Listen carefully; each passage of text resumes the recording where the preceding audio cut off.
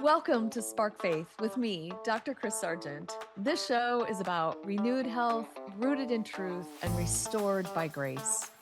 What does finding health look like for you? Do you have a vision for your future self and a way to get there? I'm Dr. Kris, and after 33 years in functional medicine and a lifelong journey through brain health, weight loss, hormones, mindset, and faith, I know that real transformation doesn't come from willpower or white knuckling your way to wellness. It comes from gratitude, honoring your body as the temple that God created. This show is about body stewardship, not shame. It's about rewiring your mindset, your metabolism, and your spirit to find lasting health without the grind. I'll help you cut through the noise, see opportunities instead of obstacles, and finally live the healthy, purposeful life you were created for. Let's spark faith and transformation together. Spark Faith starts now. Whew. Okay, y'all. I just ran to get my water bottle in the middle of my opener. Anyway, hey, welcome back to the Spark Faith podcast and show. My name is Dr. Kris Sargent, and today we are going to wrap up the last series that we've been talking about how food is information. And we're going to take this whole thing a little bit deeper today because I dove into the research, which y'all know I'm a little bit of a geek, and I am going to definitely appeal to your inner physiology geek a little bit today. Definitely, like always, I'll do my best to explain it. And so that is what we are going to talk a little bit about today. And the title is, What Has Your Body Been Trying to Tell You? Right? How often have we said this to our kids, to ourselves? I've been trying to tell you, right? Well, your body's been trying to tell you some things, whether it's about food or whatever. And that is that, we've just come off of 4 episodes talking about how food influences is our foundation. It can really gear up regulation or down regulate regulation. It can create energy. It can take away from energy if we're not eating the right types of food or not enough. And then like playing into the whole strength piece, and not just strength, like strong, like muscles, but like our whole body resilience, right? To prevent our immune systems from going wacky, or to allow our immune systems to work properly. So today, we're just going to talk a little bit deeper and pull all that information together, like into this really cool episode. And here's the thing, right? Your brain, this is crazy, okay? Y'all, in the background, there is so much going on. It's kind of like how I see the computer, right? Like there is so much going on behind the computer screen. You just need it to work the way you want it to work. And sometimes it malfunctions, right? But your brain right now is listening to your entire body.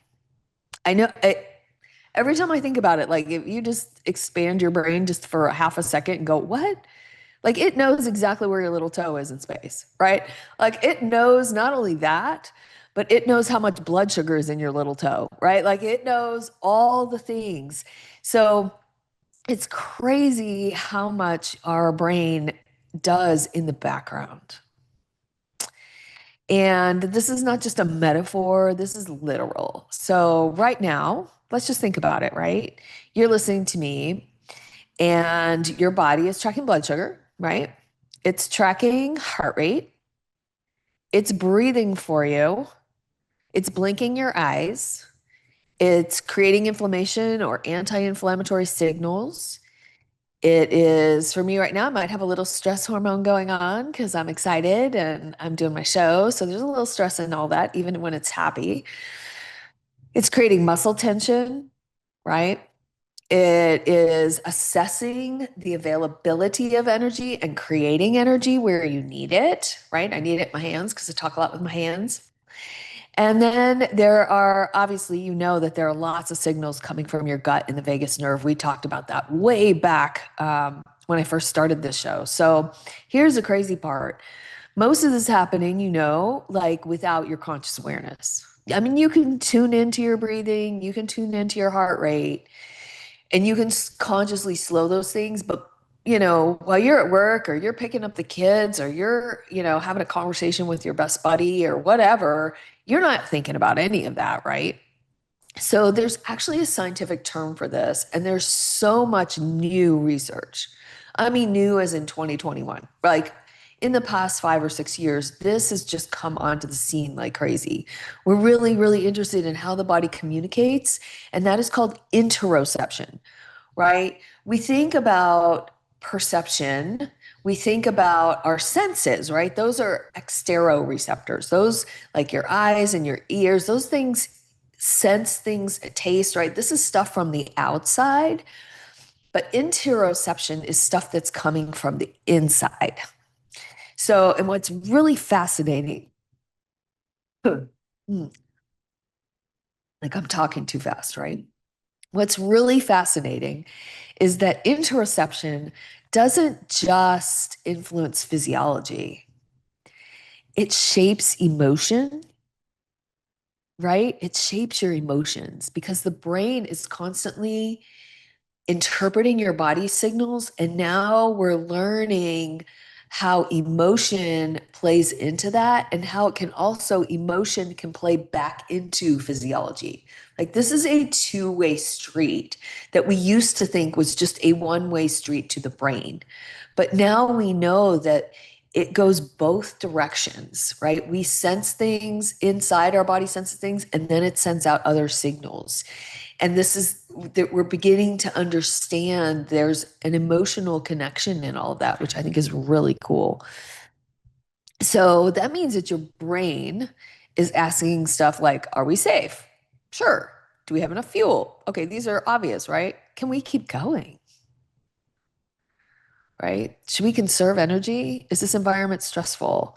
How what is that emotion that the body is experiencing, and how is that going to affect the physiology, right? If you were scared, if you have fear, that affects your physiology in the long run, right? If you have happiness and joy, that affects your physiology.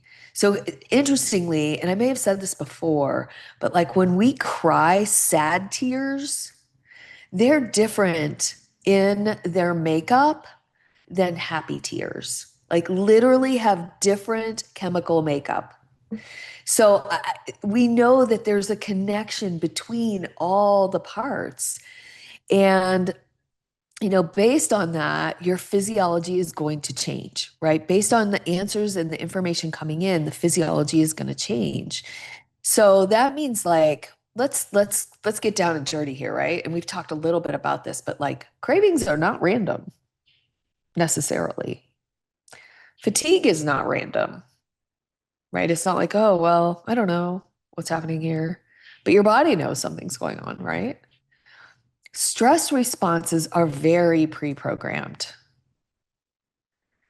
And emotions are not always random either. They're just part of a communication system between the brain and the body. And I think that sometimes we discount our emotions, or we try to we try to ignore them. We do a lot of things to push them down or away. Like we don't want to feel that stuff. And in doing so, we create a whole new set of physiology inside when we do that. So here's what I think happens to a lot of y'all, and it's probably happened to me too. We have become really skilled, right? This is what I was alluding to, at overriding those signals, right? Oh, I'm not that hungry. Oh, I'm not that tired. Just give me some coffee. I'm good. I'm overwhelmed. Oh, just put it aside and keep going. But when we put things aside, our body doesn't put them aside, right? It finds some place for them to go that can create really dysfunctional physiology for us. When we're stressed and we ignore it, we don't recover, right? We instead, a lot of us just push through and keep trying and keep going and we ignore. But eventually the body is going to adapt to that environment that we repeatedly give it. And I know I've said this before, but that doesn't mean necessarily that your body is failing you, right? It's just responding to the life that it thinks you're living.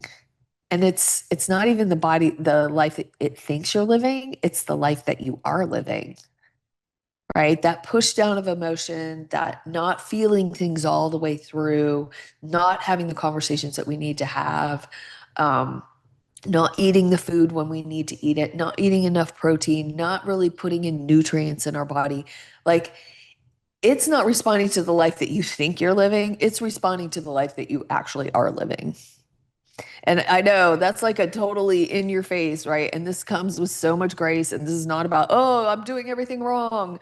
No, no, no, no, no, no, no. You know that there is no shame, there is no guilt here. This is just, I want you to understand that this may be happening to you, and you may or may not even know, right? So let's talk about the brain and the fact that it is constantly predicting and interpreting the body. So, one of the coolest discoveries in neuroscience is that the brain isn't just reacting, it can actually start predicting, it can interpret, it can prepare and adjust on the fly, right? This is all in real time. And so there's a couple things you need to understand. One is big words, right? We're going to make this simple though. Predictive processing, right? So your brain is able to predict future needs based on past experiences. That doesn't sound too crazy, right? We do that all the time, right? We can create fear, we can create excitement based on past experiences, right? So your brain can too, and it can know that about your physiology. It also can predict future needs based on current patterns, like, oh, we know she doesn't eat breakfast, so we're going to raise her cortisol every single morning so that we can get the blood sugar going as she gets up, and we can create the physiology that our brain needs to keep moving forward, right?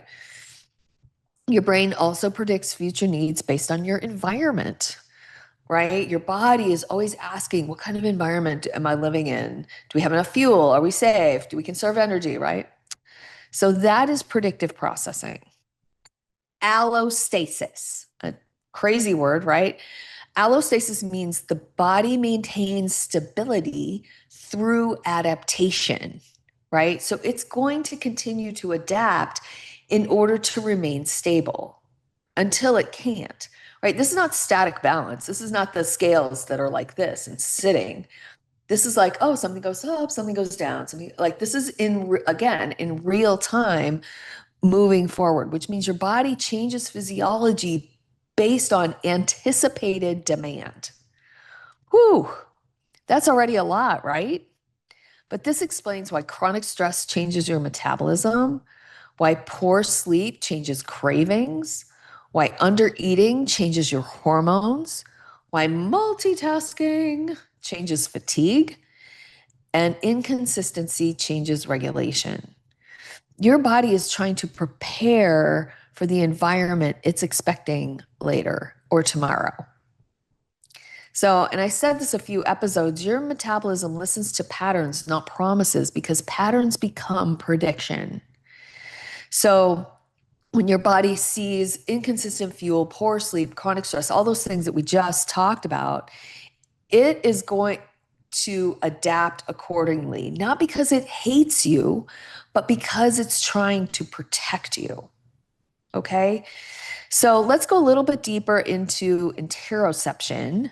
And if we don't get done with this one, I'm going to tell you that right now I am going to do my next fresh sections about this stuff. So if this feels a little high level, we're going to dive a little bit deeper over the next 4 or 5 episodes. So tune in if you want to know more. So let's talk about interoception, right? This is that sensing and interpretation of internal body signals, right? This is how your brain is reading your body. Like we read the environment. Right now, I can look out my window, I can see rain clouds in the sky, I can see a little bit of sun, I can see the trees, I can hear that My dog is not barking in the background, right? I can taste the mint on my mouth. I have water right here, right? I have all those senses are happening, but inside my body, um, I am feeling maybe hunger, or maybe I'm full. I'm actually kind of full. And I'm not tired, but it will sense fatigue. It will sense cravings and tension, anxiety, rapid heartbeats, energy shifts, gut sensations, and your body is going to constantly communicate through these sensations, right? Here's the important distinction. This is not do whatever the body wants, right? That's not wisdom, right? This is stewardship requires discernment, and our brain has that already pre-programmed, right? It just wants to steward the body based on the patterns that we're giving it. So lots of us have sort of become disconnected from our body's communication systems and constantly override those signals, right? That whole thing, like we're exhausted, but we just keep pushing. We're hungry, but we don't fuel. All those pieces. We're stressed, but we just keep going. And so eventually your body will get loud enough that you will have no choice but to listen, right? Food is information, muscle is information, rhythm is information, stress is information, and your body is going to interpret it all. And cravings are often communication before they become behavior. Fatigue is communication, brain fog is communication, poor recovery is communication. Your body speaks the language of physiology, right? So here's what's super important for all of us that are a little bit over 40. Yeah. Okay. So the allostatic load, right? This is the cumulative wear and tear on our body that we don't want to think about necessarily, or that we identify with way too much and just blame everything on our age. But stress is not only emotional stress, right? All of those things that we've been doing, the under eating, blood sugar swings, all those things, overtraining, all that stuff, really, I've connected them in our last episodes. This is really where our body responds to that unpredictability as stress, right? This is not punishment, it's not failure, it's just adapting. And we may not like that because we know that as estrogen declines, that sensitivity, right, increases to the stress, right? Our stress sensitivity increases, our recovery capacity goes down, muscle loss accelerates, and insulin sensitivity goes down. So we have to be able to shift and adapt our habits to all of those pieces, right? And this is why you feel like, well, nothing is working anymore, because the same patterns that felt manageable at 30 no longer are manageable at 40, 50, 60, right? For some of us. So that's just because your body has shifted into this protection mode because of the allostatic load that it's had over the years, right? Your body remembers everything. There's a whole book about that. So here's some physiology of emotions too. Modern neuroscience increasingly shows that emotions are deeply embodied physiological experiences, meaning anxiety is not just mental, right? Overwhelm is not just emotional. That involves cortisol, glucose utilization, our autonomic or automatic nervous system activation, right? Sympathetic, that fight or flight, the rest and repair. It changes your neurotransmitters, it changes your heart rate, it changes your muscle tension, right? And it starts to signal inflammation. And your body and brain are in this constant conversation, right? And this matters because so many of you, and I've been here too, y'all know I'm pretty upfront about all this, right? But unknowingly, we have learned to live in chronic activation, chronic vigilance, and chronic pressure. And our body has adapted to that environment. And that's why this whole shame-based motivation thing backfires physiologically, because shame is just another threat. And threat changes our physiology. So this is why this hustle culture eventually breaks people down, because the body wasn't designed to thrive under constant pressure. So your body is not simply carrying emotions. They don't just flow through, right? It's participating in them.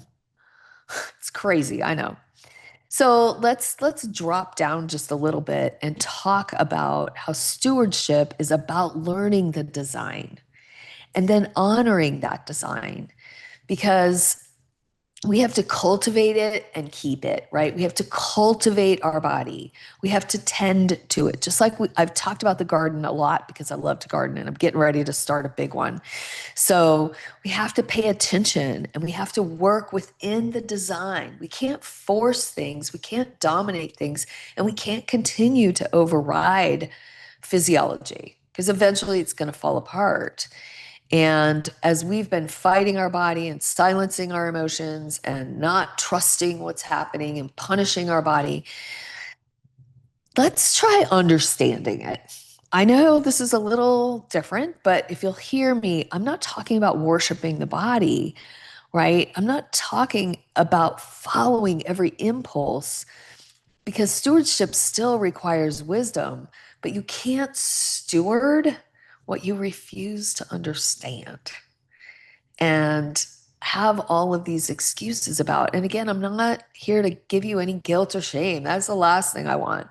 I want you to hear what I'm saying here is stewardship is really starting to say, how do I control my body? Right? It's saying, what has my body been trying to tell me so that I can control it differently? And that differently is the big word of the day, right? We have to do things differently. We cannot continue to do the same thing. It's just not going to work for us. We've had too much accumulated load, right? Too much allostatic pressure. So here's the thing I want you to take away. Your body is not randomly malfunctioning, right? It's sensing, adapting, predicting, communicating. And of the many symptoms you've hated, maybe it's just information and not betrayal.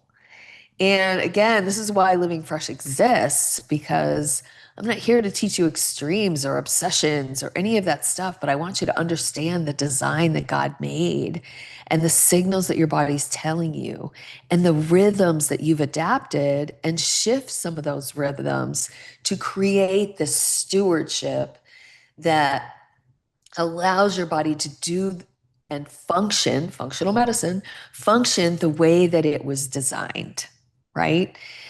And so when we stop fighting the design and start understanding the design, everything changes. Your body is constantly communicating through physiology, and stewardship begins when we learn how to interpret those signals wisely. So, y'all, I have put a lot out there today, and I know that this is a really different way to look at things. And it's something that you all know that this is part of my story right now, is I have had to learn over the last few months since I crashed in December, like, and this is almost June, right? I have been stewarding and learning about how to regulate everything in my life, from water to food to sleep to exercise, and have shifted literally every habit, almost every habit that I've had in the past, because they weren't working. And when we can really like pull back and say, you know what? Yep, let's get honest. I've been doing the same thing that I did when I was 20 and it's not working, or when I was 30 and it's not working. And and just sit in that space for a minute. I know can be so disheartening, but your body again isn't betraying you, right? It's listening to the signals and predicting responses that unfortunately, like our diet culture has spoken to us. Um, our comparison culture has spoken to us, and we're to live differently than that, particularly as Christians, right? We're to be set apart and live differently. And that means the way that we live our lives needs to look different. It needs to be different. We can't do what everybody else does and expect to have the results that we want and to have the energy that we want, right? I turned 62 recently, and my kids are 21 and 23. I want to see my great grandkids get married, and I want to walk with them, and I want to be out in nature and get down on the floor and play patty cake with them. I want to be able to do those things, and I hope you do too, whatever that might look like, whatever your dreams are. Maybe it's to hike the Grand Canyon when you're 85. I don't know what those are for you, but hustle culture eventually breaks us down, and that is not what we're here for, right, y'all? We're here to renew health, rooted in truth and restored by grace, lots of grace. So, y'all, if you like the episode, hit like, hit subscribe, reach out to me on all the socials. I love you guys, and I'll see you next week. You've been listening to Spark Faith with me, Dr. Kris Sargent. This show is about renewed health, rooted in truth and restored by grace. Tune in every Thursday morning at 9:30 a.m. Pacific on the Transformation Talk Radio for more simple, faith-fueled steps to live the vision God placed in your heart. Are you ready to take the next step? Schedule a discovery call or connect with me at drkrissargent.com. That's DRKRIS Sargent.com. While you're there, download my free ebook, Endless Energy, the 6 non-negotiable keys to endless energy, and sign up for an upcoming masterclass. Don't forget to subscribe, like, share the show, and I'd love to connect with you on social media at Dr. Kris Sargent. Let's keep sparking faith and transformation together. Can't wait to see y'all next time.